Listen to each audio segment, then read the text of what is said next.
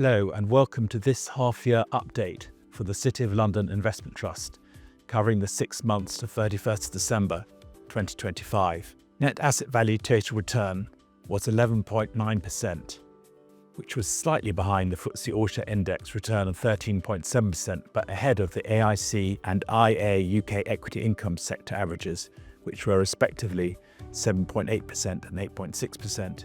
Dividends per share were up 2.9% on the same period last year, building on our 59 years of consecutive annual increases, the longest record of any investment trust.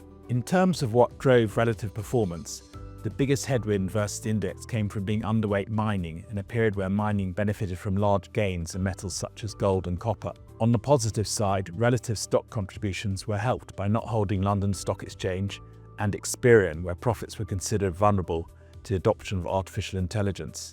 Our holding in NatWest, the bank, was another notable contributor. On the detractor side, the most significant impacts were our underweight position AstraZeneca, followed by the holding in BAE Systems, the defence company, which gave back some of its gains during the 6-month period, but has performed very well since the start of the Ukraine war in 2022. Turning to portfolio activity, we added 3 new holdings. Big Yellow is the leading UK self-storage real estate investment trust, and it was bought on a sizable discount to its net asset value. ICG is an alternative asset manager which is operating in private markets with good growth. Rightmove is the UK's dominant online property portal. We also made significant additions to Unilever, the global consumer products company, while we reduced our holding in SSE, the utility.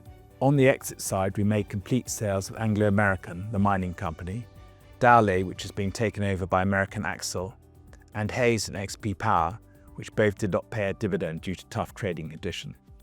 Looking ahead, the outlook for US growth remains positive, supported by expected productivity gains from artificial intelligence, although concerns around fiscal sustainability and central bank independence remain important risks. In the UK, growth is likely to be more modest, although the Bank of England has scope for further interest rate cuts, but upward pressure on wages could be a restraining factor. UK corporate balance sheets are healthy and the personal savings rate is high. 2026 has begun with takeover approaches for 2 companies held in our portfolio: Beazley, the specialist insurer from Zurich Insurance, and Schroders, the asset manager from Nuveen of the US. Overall, we believe UK equities offer good value with attractive dividend yields compared to opportunities in other markets.